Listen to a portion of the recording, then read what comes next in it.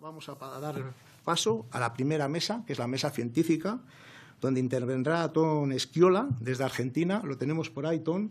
Bueno, pues te quiero mandar un cariñoso abrazo, y más en estos momentos, de tus hermanos españoles, Ton. Y sin más, Ton Esquiola es licenciado en Gestión Ambiental y graduado en Gestión, Manejo y Conservación de la Biodiversidad.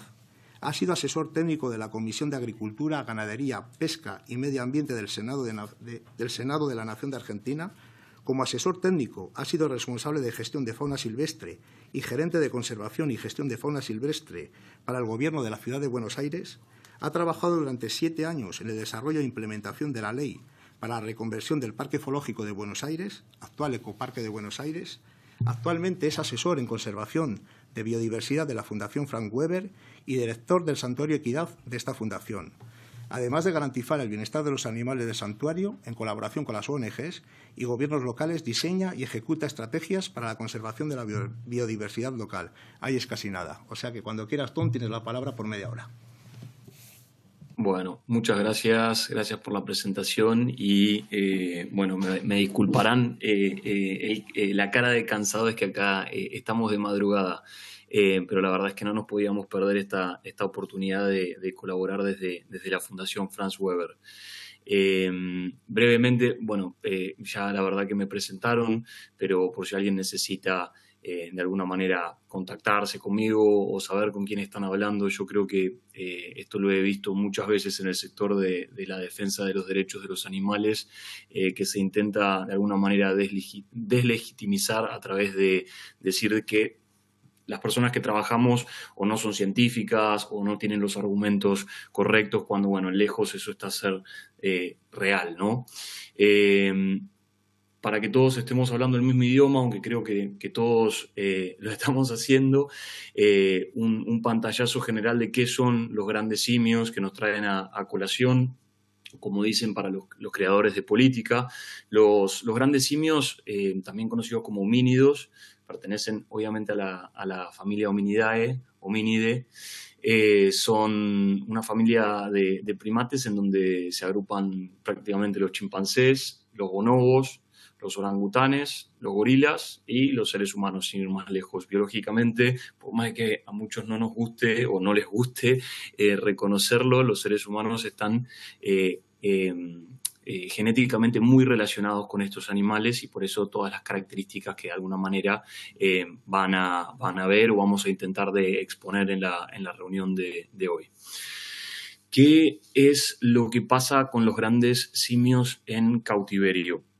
A ver, y esto me parece importante de entrada reconocerlo. Esto no son opiniones, no son sensaciones, esto es experiencia fáctica, empírica, propia, y esto es simplemente la recopilación de ciencia, estudios independientes, estudios transparentes, sobre todo, que muestran los efectos de algo que creo cualquiera de los que estamos sentados acá lo puede entender de manera muy, muy lógica. Lo primero que pasa es el espacio restringido. ¿Qué pasa cuando los grandes simios se encuentran en el medio de una ciudad, por ejemplo, o en unos cuantos metros cuadrados?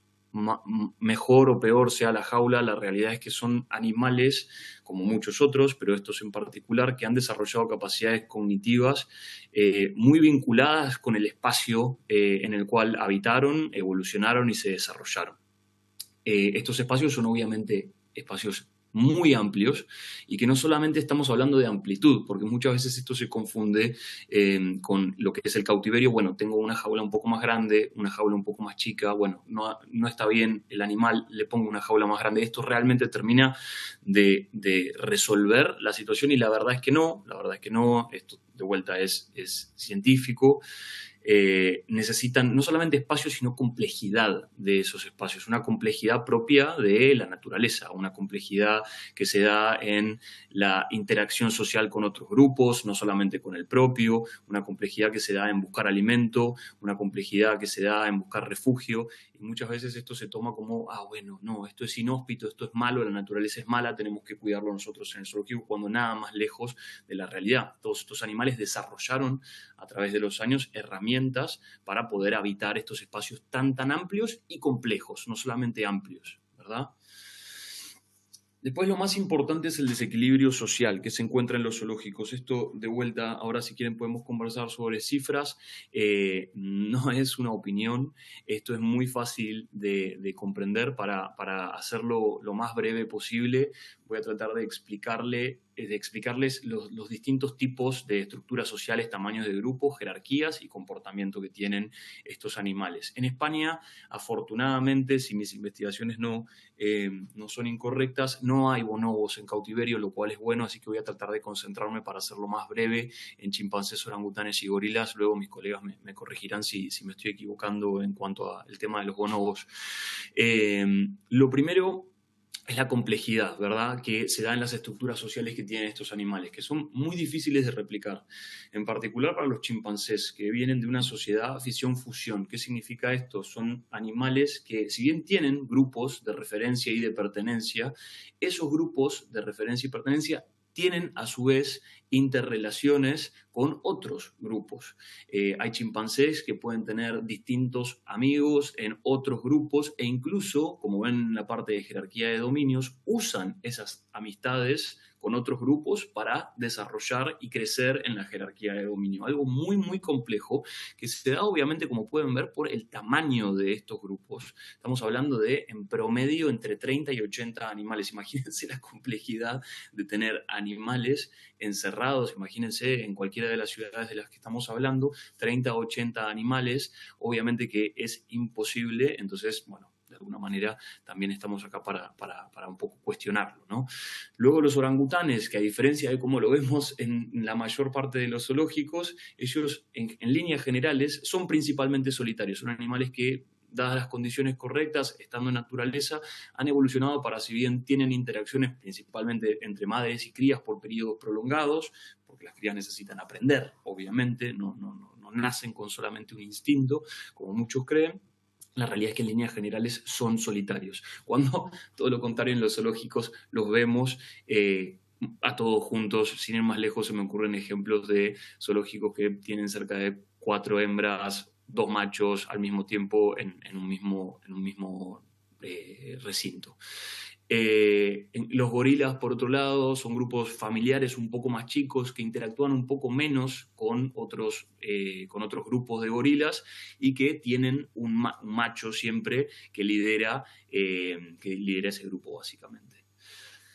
Obviamente que, bueno, todo esto que les comento es, imagínense un pantallazo muy general en donde enseguida podemos entender por qué es que es tan difícil y por qué es antinatural completamente un grupo de 5 chimpancés o un grupo de 5 orangutanes o mismo la cantidad de machos de gorilas que se ven hoy en día en cautiverio y por qué es que realmente ellos están estresados. Están estresados porque la realidad es que fisiológicamente han evolucionado para vivir en otras condiciones, no en esas condiciones. Entonces, tratar de ir contra lo fisiológico en este caso les cuesta a ellos muchísimo estrés, que obviamente se traduce en un montón de complejidades que ahora vamos a rápidamente conversar.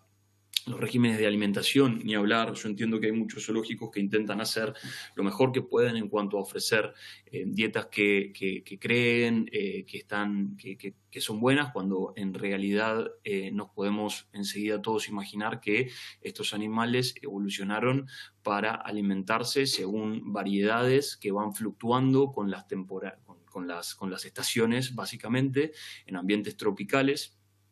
Y que obviamente eso va acompañado de un régimen de ejercicio propiamente dado por el movimiento que, bueno, algunos zoológicos intentan replicar con el enriquecimiento, que obviamente no podemos comparar los desplazamientos y las interacciones y el gasto energético que tiene la búsqueda de alimentos, la relación con otros congéneres de su especie, con, bueno, un poco de ese enriquecimiento que se usa para paliar de alguna manera el aburrimiento, ¿no? Lo que da, obviamente, animales que pueden llegar a ser obesos.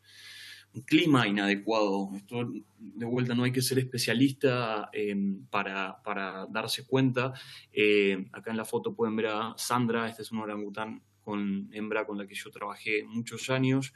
En un claro ejemplo, Buenos Aires, incluso todavía menos que Madrid, pero ahora, bueno, de hecho estamos en invierno, las temperaturas llegan a bajo cero, y la realidad es que los grandes simios en toda su diversidad, esos 4 grandes grupos de los que estábamos hablando, evolucionaron siempre en climas tropicales, en climas muy húmedos, y obviamente que todo lo que sea lo contrario a eso, un clima frío en invierno, un clima seco sobre todo, les trae muchísimos problemas de salud. Una cuestión lógica, que no tienen las herramientas fisiológicas para poder hacerle frente a esas condiciones. Pues obviamente la exposición a enfermedades son animales que, de vuelta, aunque a muchos nos cueste o les cueste reconocerlo, están emparentados muy, muy cercanamente con nosotros. Esto significa que hay muchas enfermedades que se pueden contagiar de ellos hacia nosotros y de nosotros hacia ellos. Está comprobado, esto es fáctico. Por favor, cualquier persona que necesite los estudios me puede escribir. Hay una mayor exposición a enfermedades en los grandes simios en cautiverio.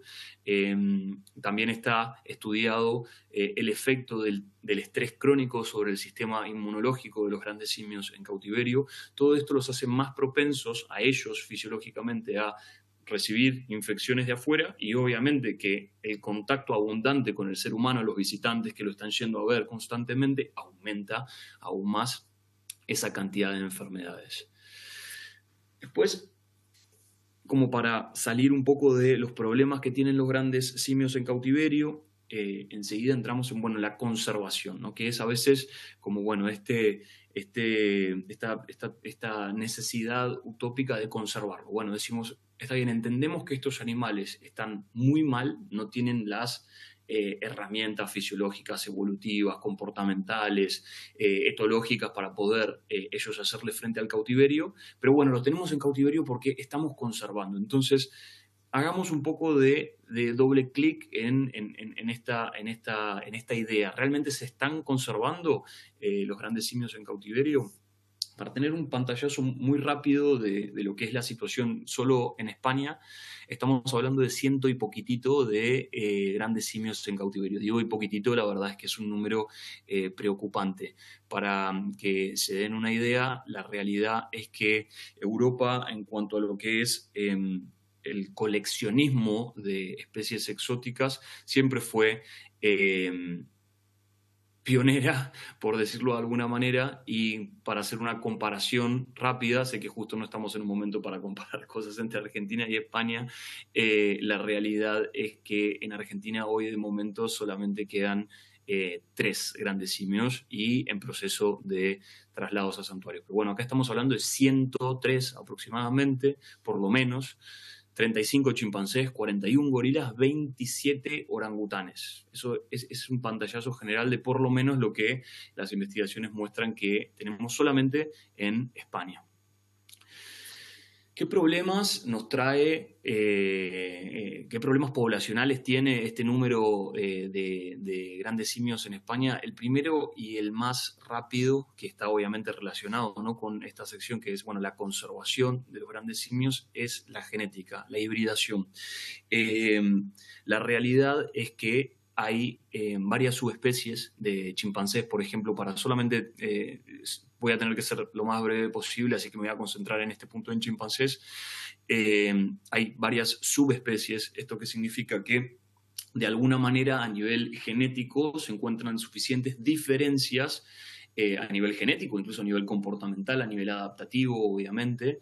Se encuentran diferencias que hacen que la ciencia diga, bueno, este grupo de chimpancés es muy distinto a este otro grupo de chimpancés porque viven en distintas zonas geográficas, distintas áreas de distribución, como se dice, viven en distintos ambientes, es decir, están acostumbrados ellos a distintos estímulos, son animales completamente distintos, subespecies, no es la misma especie.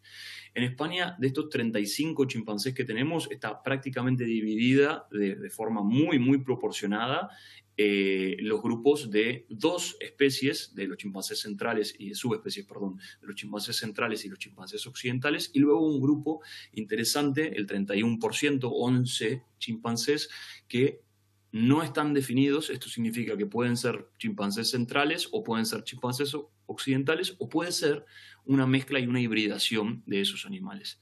De todas formas, en líneas generales, todos estos chimpancés siempre están juntos. Los zoológicos que tienen los mayores grupos de chimpancés en España en este momento tienen ambientes con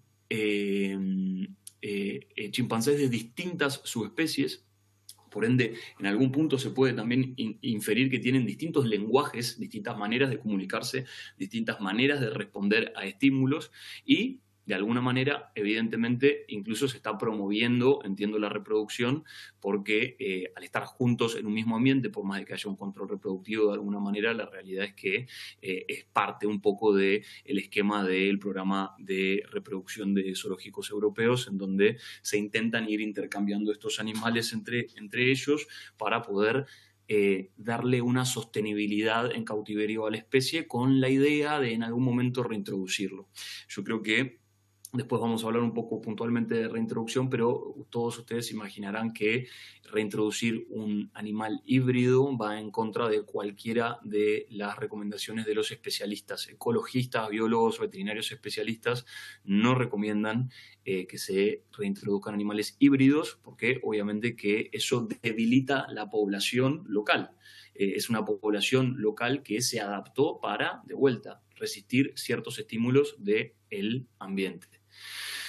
Y después un gran problema de sobrepoblación de machos.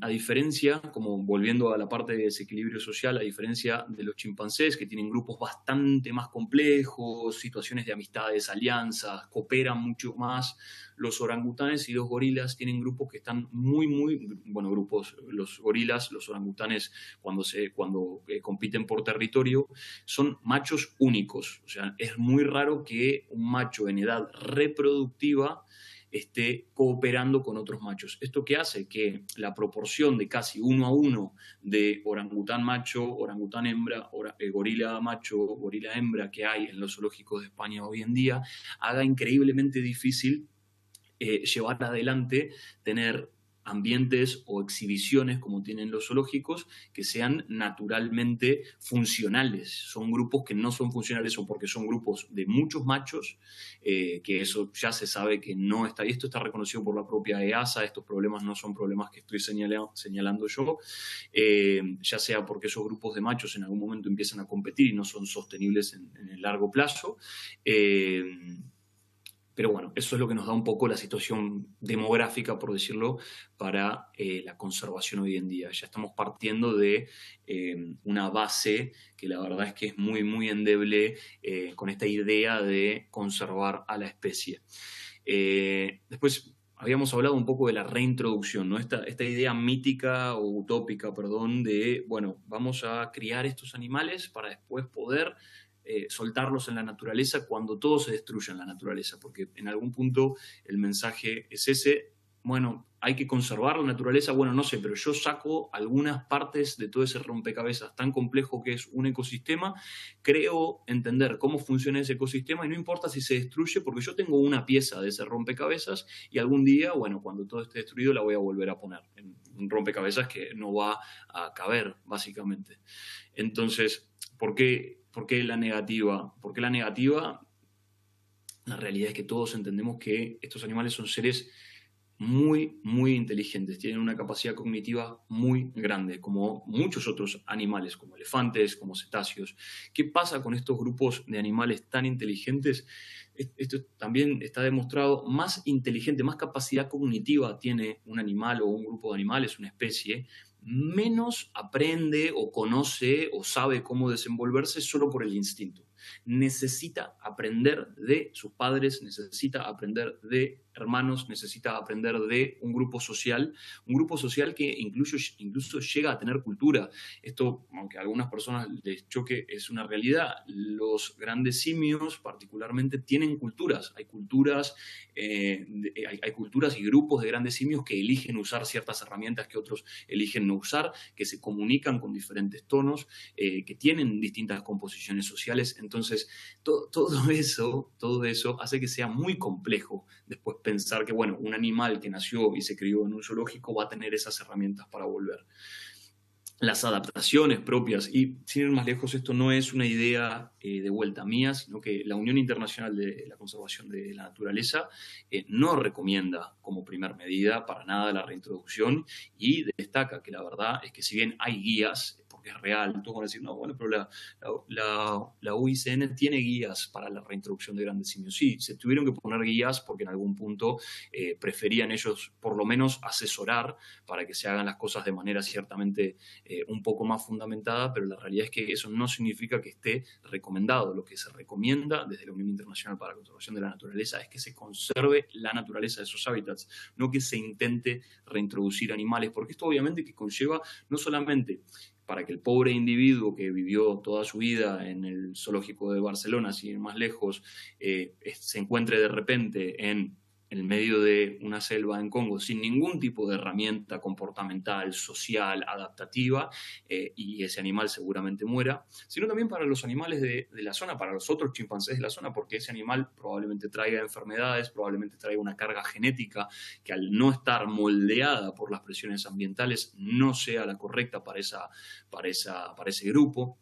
Entonces, de vuelta, esto no es una idea, es fáctico. ¿Cuál es entonces la propuesta que de alguna manera se intenta hacer, siendo lo más breve posible? Entonces, si nosotros sabemos que estos animales sufren en cautiverio, esto no es una opinión, no es una idea, esto está basado en evidencia científica, en estudios. Estos animales sufren en cautiverio. La idea de conservarlos, o el fundamento de conservarlos, perdón, no es correcto, porque la realidad es que si se intentan conservar para tratar de ser reintroducidos y eso no está funcionando y además estamos exponiendo a esos animales a que vivan realmente en condiciones para las cuales no se pueden ellos mismos adaptar, ¿qué es lo que estamos haciendo? ¿Qué proponemos como solución? Que se transformen esos zoológicos. Nosotros, o por lo menos desde mi espacio, no promulgamos el cierre de los zoológicos. Nosotros creemos que los zoológicos tienen potencial, se pueden adaptar a lo que es esta nueva generación, y en ese proceso de adaptación, obviamente, hay todo un proceso de reconversión. ¿Qué implica esto para muchos zoológicos? Esto se ha visto bastante en Sudamérica. Les puedo contar la historia de Sasha y Kangoo, por ejemplo. Ellos son dos chimpancés con los que también trabajé muchos años, en donde luego de este proceso de reconversión que se decidió mantener a la institución y a los profesionales que tienen alto valor por sus capacidades técnicas. En los zoológicos en general hay mucho conocimiento veterinario, hay mucho conocimiento de biólogos, que de alguna manera tal vez no está aprovechado de la mejor forma, porque se trata de volcar en el exhibicionismo, en tener la mayor cantidad y diversidad de especies exóticas. Entonces, ¿qué pasa si de alguna manera volvemos para atrás y decimos, no, el zoológico tiene que ser un centro de conservación de fauna nativa, es decir, fauna que está adaptada para de alguna manera soportar el ambiente, el clima, la temperatura de la zona, y un centro de rescate, no de exhibición, ¿verdad? ¿Y qué pasa con todas las especies exóticas? Como por ejemplo para muchos grandes simios con los que trabajé, eso significa que después de un proceso largo, de mucho trabajo, esos animales son trasladados a santuarios. Sasha y Kangoo vivían en un zoológico como el que cualquiera de ustedes y nosotros puede conocer, y después de un largo viaje, hoy en día están en un centro especializado para grandes simios. Un centro especializado, un centro que trabaja solamente con esa especie, que tiene muchos grupos distintos, grupos lo más parecidos a la naturaleza. Ustedes imagínense que Sasha y Kangoo estuvieron solos durante años, era la madre y la cría, y de repente ahora se encuentran con toda una sociedad de chimpancés. En esta foto se puede ver solamente una partecita del grupo, en una institución que se dedica solamente a cuidar esa especie. Sandra, la orangutana que les había comentado, que también me parece que es importante comentar que es, si no me equivoco, seguro que mis colegas van a tener la información correcta, pero es el primer ser sintiente que se declaró, el primer ser no humano que la justicia lo declaró sujeto de derechos. Sandra es una orangutana que vino desde muy, muy chica de Alemania. Fue vendida por un zoológico alemán al zoológico de Buenos Aires. Sandra era un orangután híbrido, es decir, lo mismo que pasa un poco con esta situación que les estaba comentando de los chimpancés, en donde al mezclarse dos linajes genéticos completamente diferentes, es un animal que ya no es apto para volver a la naturaleza, no es apto para tener una descendencia. Igual la hicieron reproducirse, obviamente, porque también eso es parte del lucro que se hace. Ella no tenía las herramientas para criar a su hijo, que ahora está en un zoológico de China, Dios sabe dónde, porque ella obviamente nunca vio cómo la criaron a ella, porque la criaron de manera artificial, entonces no pudo aprender esos comportamientos, no vio a su madre criar a otros hermanos, entonces como a cualquier ser humano le pasaría, no tenía las capacidades para después criar a su propio hijo, algo que pasa muchísimo en orangutanes en cautiverio. Después de muchas décadas de estar sola en el zoológico de Buenos Aires, y a medida que avanzaba el proceso de reconversión, y después de mucha asistencia de la justicia, Sandra fue trasladada, la llevamos a Estados Unidos, de vuelta, otro centro especializado en grandes simios, un santuario especializado sobre todo en orangutanes, en donde después de muchísimo tiempo Sandra tuvo la oportunidad de elegir, que es lo que se le da mucho en los santuarios a estos animales. Lamentablemente no pueden volver a estar en una situación de silvestría o de naturaleza, porque son animales que durante muchísimos años no ganaron los comportamientos, el conocimiento obviamente necesario para poder desenvolverse en la naturaleza, pero lo que hacen los santuarios es intentar darle a ese grupo de especies en particular en la cual se especializan, no como un zoológico que tiene cualquier cantidad de diversidad de especies, a esa especie en la que se especializan, darle las condiciones más similares a lo que sería su medio natural. Ustedes imagínense de la zona que puede ser Sandra, como Borneo, por ejemplo, altamente húmeda. Hoy en día ella está en Florida, en Estados Unidos, donde tiene obviamente condiciones climáticas de temperatura y humedad muy, muy similares a lo que ella está acostumbrada o debería estar acostumbrada. Lamentablemente ella en realidad vivió casi toda su vida en el frío Buenos Aires y Alemania. Y ahora está en este santuario en donde puede elegir si quiere relacionarse o no con otros orangutanes. Y para sorpresa de todos, incluso muchos de los detractores de todo este proceso, que decía que Sandra no iba a querer estar nunca más con un orangután porque ella se relacionó siempre con seres humanos, que eran sus cuidadores, y ella no quería relacionarse con orangutanes. Ella eligió cuando llegó emparejarse con Jethro, que es este orangután que pueden ver en la foto, y la verdad es que son inseparables. Así que eso también es un aprendizaje que nosotros tuvimos, no subestimar la capacidad que tienen estos animales de volver a hacer lo que le es propio de un animal silvestre. Un ejemplo para que también vean que el proceso de transformación de zoológicos, no me quiero correr mucho de foco, pero que también impacta a otros animales. El zoológico de Buenos Aires, que es este espacio del cual les estoy hablando, que yo dirigí lo que fue todo ese proceso de transformación en un centro de conservación, fue pionero en cuanto a el mantenimiento y la reproducción de elefantes. De hecho, el primer caso de reproducción de elefantes asiáticos en América se dio en este espacio y fue el zoológico más antiguo de toda América Latina. Mara, esta elefantita que ven ahí desde muy, muy chiquita, esa es una foto cuando llega a Sudamérica, desde Alemania también, uno de los grandes centros de extracción de la naturaleza de estos animales y luego comercialización históricamente. Vino a Argentina para trabajar, obviamente, como la mayor parte de los elefantes asiáticos, en la industria del entretenimiento, que de alguna manera nosotros vemos muy lejano esto, un circo, de lo que es un zoológico, pero van a encontrar que las similitudes son muchas. La verdad es que con más o menos espacio, un personal más o menos especializado, la realidad es que se fuerza a un animal a vivir en condiciones que no le son naturales. Un elefante no evolucionó para estar sentado de esa manera, un elefante no evolucionó para tener ningún tipo de decorado en la cabeza, un elefante no evolucionó para hacer ningún tipo de pirueta, para que la gente se divierta abajo de los focos. Después de mucho tiempo, por suerte, Mara terminó en una situación un poco mejor y gracias a la justicia de vuelta y grupos que velan por los derechos de los animales, Mara terminó en un zoológico en 1991 aproximadamente, terminó en un zoológico. Yo era muy chiquito cuando la conocí y la fui a ver. Ella estuvo décadas también en el zoológico, estaba sola porque si bien había otros 2 elefantes africanos con los cuales ella compartía sector, no podía estar realmente ella con esos elefantes africanos por una cuestión también de lenguaje. Distintas especies, distintas maneras de responder a los estímulos, no se podían entender, se lastimaban entre ellos, entonces ¿qué hacía el zoológico? Los tenía que alternar. Bueno, salen los elefantes africanos un ratito afuera y después sale Mara sola afuera, si no, estaba encerrada. Así fue su vida durante décadas. décadas.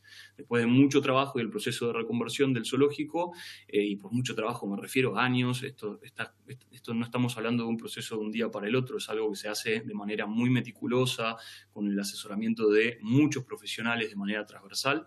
Mara pudo viajar a un santuario en Brasil. De vuelta a Brasil, tiene condiciones climáticas muy similares a donde debería estar un elefante asiático, que básicamente es Asia. Hoy en día, Mara, después de también décadas, y muchos más, porque Mara tiene cerca de 55 años, de estar sola, completamente sola, se pudo empezar a relacionar con elefantes y hoy en día tiene una vida rodeada de elefantes en un ambiente seminatural de miles de hectáreas. Y esto es buenísimo, no solamente para estos animales, sino que tiene un montón de otros impactos que yo brevemente les mencionaba. A medida que el zoológico se empezó a de alguna manera desarmar, el zoológico de Buenos Aires, eso implicó que los profesionales y la infraestructura especializada en fauna silvestre se pudiese readaptar a esas pequeñas especies que están realmente en peligro de extinción y que necesitan de programas de conservación y de rescate.